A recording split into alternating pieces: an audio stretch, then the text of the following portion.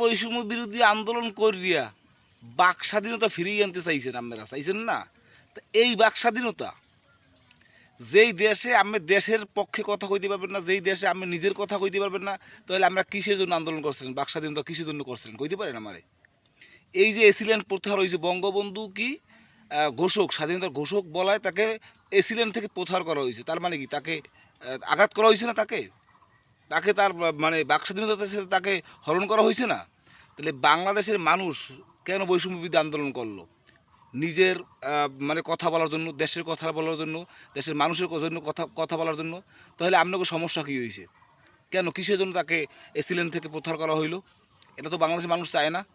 আমি যদি দেশের কোনো ভালো মন্দ বিষয়ে কথা না বলতে পারি, আমি যদি দেশের মানে পক্ষে কথা বলতে না পারি, মানুষের পক্ষে কথা বলতে না পারি, তাহলে কেন আন্দোলন করলেন, সংগ্রাম করলেন? ছাত্ররা আন্দোলন করছে, কোঠা আন্দোলন, বৈষম্য বিরোধী আন্দোলন, ঠিক আছে?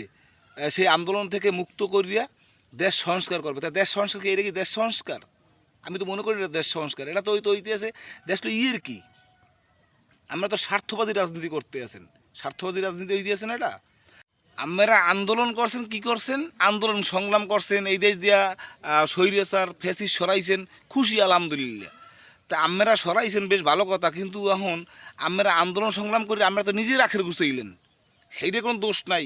কিন্তু এখন বঙ্গবন্ধুরে স্বাধীনতার ঘোষক বলে হাতে দোষ, এটার মানেটা তো বুঝলাম না আমি। 15 দিন আন্দোলন করিয়া এদেশে এখন উপদেষ্টা হয়েছেন, স্বরাষ্ট্র উপদেষ্টা হয়েছেন, ক্রীড়া উপদেষ্টা হয়েছেন, সব উপদেষ্টা হয়েছেন, পাট বস্ত্র উপদেষ্টা হয়েছেন, সব উপদেষ্টা হয়েছেন 15 দিনে আন্দোলন করিয়া।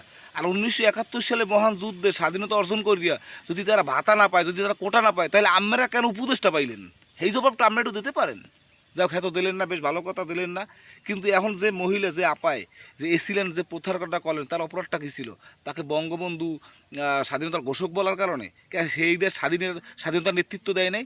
এই জয় বাংলা সিনেই হয়ে আনে নাই? এই পূর্ব পাকিস্তান থেকে জয় বাংলা নামক এদেশে স্বাধীন হয়ে করে নাই?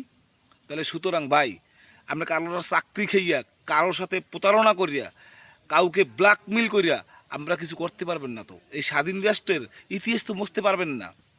পারবেন মুছতে? হ্যাঁ, আমরা চাকরি খেতে পারবেন, মানুষের রিজিকে হাত দিতে পারবেন। সুতরাং নিজেকে বৈষম্য ঠিক করেন, তারপর অন্যের বৈষম্য নিয়ে ভাববেন।